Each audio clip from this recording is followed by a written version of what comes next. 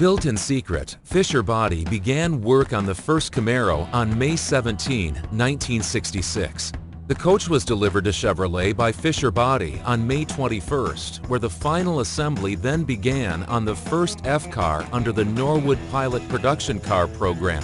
N100001 is the very first build of the hand-built 49-car pilot assembly test program, designated for the General Motors Norwood Assembly Plant. This first of the first was produced and configured with a 230 cubic inch engine, 3-speed transmission, white wall tires, push-button radio, front antenna, and deluxe seatbelts. Interestingly, it was also equipped with a 110-volt static lighting display to be used at General Motors sales conventions. Built for the product launch with show paint required, it was lightly equipped to accommodate the opening days of the pilot build and also to appeal to the masses in pricing and safety features. When it was finished, it was stored hidden until its inaugural uses as an assembly test mule and Chevrolet product line unveiling display car. It was during its time in secret storage that Pete Estes held a dramatic 10 a.m. 14-city network news conference and officially released the name Camaro to the world. Up until that moment, all pilot cars had been built without even knowing a name. The Camaro was received by the automotive press to much enthusiasm and was estimated to account for 12% of Chevrolet production in 1967. The #1 Camaro was used as an assembly test mule before being required by GM employee Dee Reeves at 6030 Cass Avenue in Detroit on August 1, 1966. This was prior to the unveiling of the Camaro later that same month at the Sheraton Cadillac Hotel. It was at this convention that R.T. Ayers first saw the sports coupe and used his influence inside the Camaro division to request and receive this first build from the product unveiling. Full production of the Chevrolet Camaro line began on August 7, 1966 at the Norwood plant. It was the engineering knowledge and revisions from the information gleaned during the pilot program that made this a smooth transition. Jim Syme, pilot car coordinator, was in charge of making these engineering revisions based upon the feedback he was receiving from the multitude of vendors involved, as well as the pilot program employees. In '65 is when the word came that we were going to be the ones to do the Camaro, so they needed somebody to be the coordinator between the plant and the engineers in the central office. So they decided I would be the one to do that, and that's when I was transferred to the assembly research up in Flint, Michigan. With a sales convention complete in Detroit for the release of the 1967 Camaro to the Chevrolet dealers of the world, affectionately known as Men of Action, the first Camaro was shipped to the Tech Center in Warren, Michigan for a photo shoot that would include press release photos in still photography, as well as color promotional videos to be used by General Motors.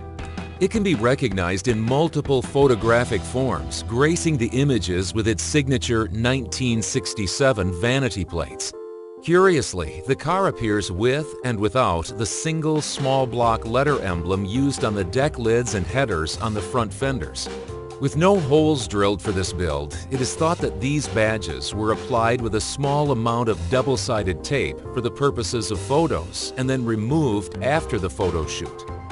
Shortly after this shoot, press release photos were circulated across the country to newspapers around September 8, 1966 for the new Camaro rollout at local dealerships for the end of the month of September. After its appearances at sales conventions in Detroit and Kansas City in the last half of 1966, the first Camaro was shipped back to Flint, Michigan for removal of the specialized static display lighting by GM for reuse, and the car was then shipped to R.T. Ayers High Performance Chevrolet in Yukon, Oklahoma in December of 1966. R.T. Ayers, recognizing the sales potential of having the first build in his inventory, took delivery in December of '66. He had become a prominent driving force in the Midwest, selling and specializing in the high-performance models of the day after relocating his family from Kentucky to Yukon, Oklahoma in 1957. Transitioning from nylon design, manufacture, and distribution for the aircraft industry, He quickly went into partnership of his brother's pre-existing car dealership, Yukon Pontiac, and began his ascent to the top. Given his background in nylon, in late 1959, he convinced upper management at Pontiac to listen to his expertise in seatbelt manufacture.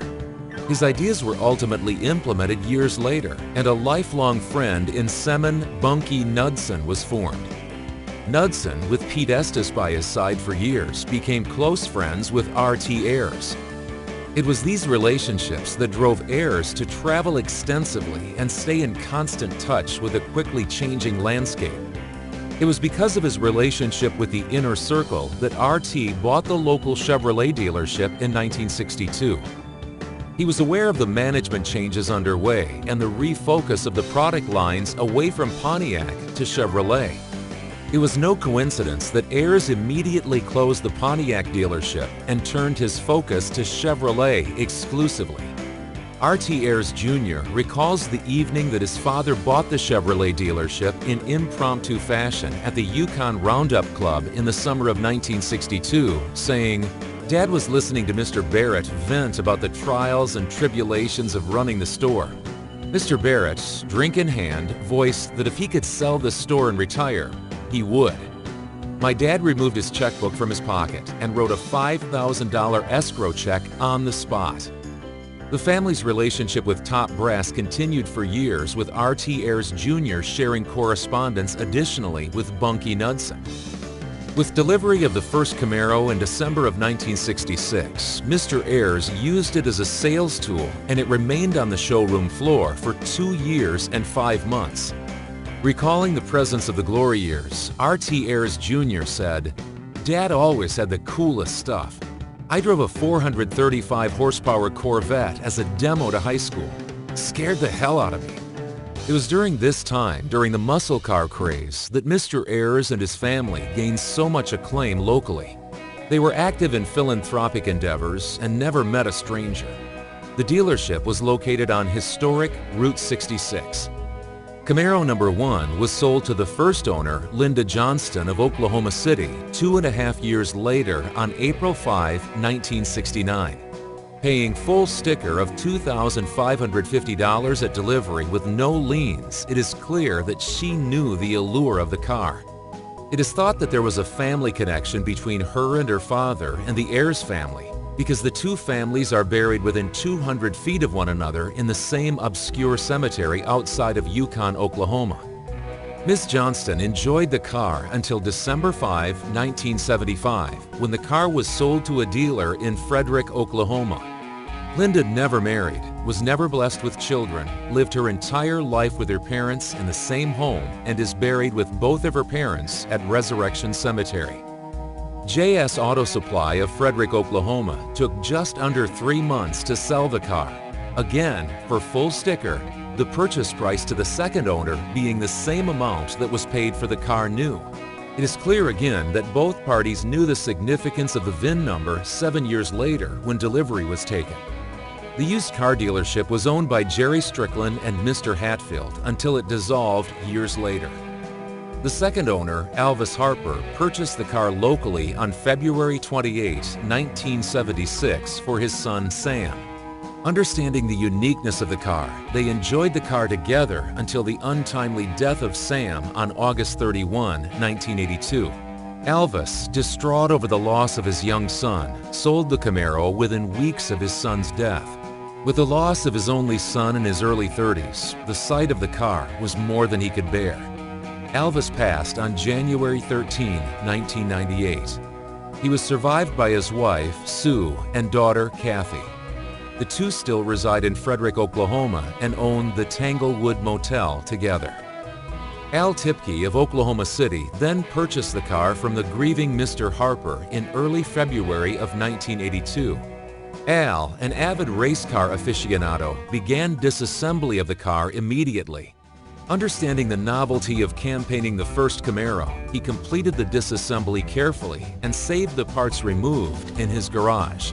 Al inscribed his name in the original frame when the race trim was added and complete. The car was seen locally and is recognized in pictures at drag strips in NHRA at Amarillo, Green Valley, and Oklahoma City. The car was driven and owned by multiple participants, and it is thought that the historical significance of the initial build was lost to the owners in the late 1980s when it was put into long-term storage. Jobin Sims of Norman, Oklahoma, purchased the car and its unknown provenance and significance on February 21, 2009, with the intention to race the car with his two sons locally. Interestingly, the car was purchased again for approximately the same initial sale price of the car, approximately $2,500. He discovered the possible significance of the build when the VIN number was requested by his local home insurance agency. A frenzied research and study began that proved more than the owner could navigate prior to the original pilot documentation discovered during the research and writing of the book, Echoes of Norwood by Phil Boris. Jobin, worn down by the economic collapse of 2008-2009, decided to offer the car for sale and use the proceeds to change careers. The current owners of the first Camaro saw the car advertised and dropped everything to personally view the car that day. Understanding and recognizing the historic nature of the find, the car was purchased on October 26, 2010. With very little reassurance to historic documentation, the car was authenticated by these owners because of the existence of unrecognized patterns of assembly, lack of Fisher body stampings, and the existence of the unmolested VIN tag and trim tag. Relying completely on their own local research, they embarked on a 4-year-long historical study and restoration process. It was during an exhaustive search history that spanned multiple states that an unlikely acquaintance was made in Kent Van Hook at the Oklahoma Tax Commission. Responding to a personal plea for original documentation that spanned almost 50 years, Kent researched the archives of Oklahoma titles for the historic build. It was at that time that the local provenance of the car was found to have existed within the state of Oklahoma its entire life, outside of its original build, test, and display. With the presence of the historical evidence, the new owners began the arduous process of locating and interviewing all the prior owners and historic nature of its past. Leaving no stones unturned and doing everything in person, all history of the car was documented. With General Motors shipping receipts research provided by the NCRS, the original dealer was located. Although recently deceased, his son was able to verify the early history of the provenance. The first owner and her family were found to be deceased, as was the second owner and his son. Speaking to survived family members and piecing of the original documents at every moment, it was during this process that the original parts removed for the race car build were recovered. It was a chance encounter at the local auto parts store while doing research on the deceased Alvis Harper that led to the race car builder Al Tipke. Al, suffering from advanced Parkinson's, agreed to sell the contents of his garage in its entirety only. A trailer load of multiple build takeoffs then was procured and the restoration started. Mr. Tipke passed away peacefully soon thereafter. The race car builder bought the car in February of 1982 and immediately started the disassembly of the car. He saved the parts, and the car went and was campaigned. And we have pictures of the car being campaigned in straight line drag.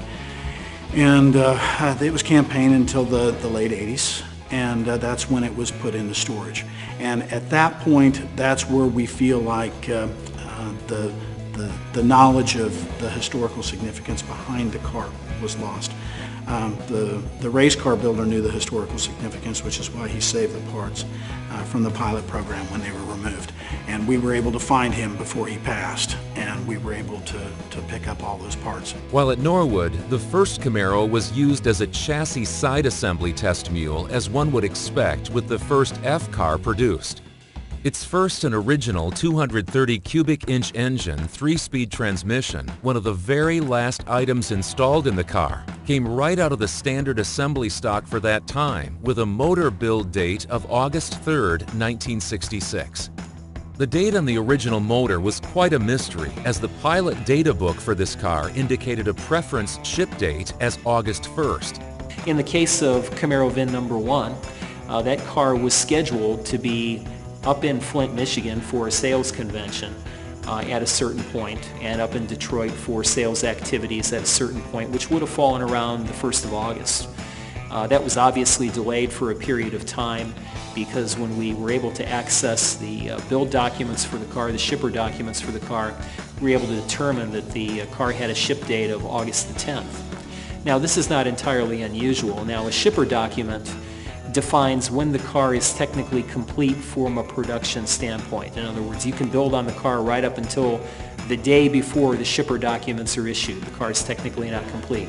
But when the shipper document is released and the car is scheduled for a shipper, that means the car is technically production complete. So this #1 car was worked on and tested right up until a few days before it was released for shipment. And as a result, it got an engine that's very, very close to its ship date. That was one of the more intriguing parts of the research is having all those pieces of the puzzle come together. You know, the car had a due date up at the sales convention of the 1st of August, but yet the ship date was actually the 10th of August, and the engine was built and assembled right in between that short period of time, which makes sense. I mean, if you're gonna build a car, you're gonna grab an engine right off the assembly line and say, okay, this is the engine that's supposed to go in this. Okay, let's put this engine in this car. The restoration process began in late 2012 and finished in May of 2014. Recognizing the monumental gravity of the historic build, no expense was spared, with the goal being use of only original GM parts. This was achieved with the exception of one reproduction seat cover and a carpet set. Great length and great expense was tasked to save the original sheet metal and parts to the initial pilot build. Recognition is given to Dave Hanna of Sterling Classics for his time and expertise in the restoration process. Within weeks of the completion of the restoration and with all ownership history procured, the owners reached out to the GM Heritage Center for help uncovering any early factory documentation. With a personal touch of Cristo Dattini, an introduction to Phil Boris ensued. Phil and Jim Syme were able to provide early factory documentation of the build as well as information thought to be lost previously. The car was invited to a local UAW retirees convention and everyone met personally for the first time. Ceremoniously, the car was unveiled to GM Norwood employees yet again for the second time as the now restored build came full circle, returning to greet the people who built it originally so many years ago.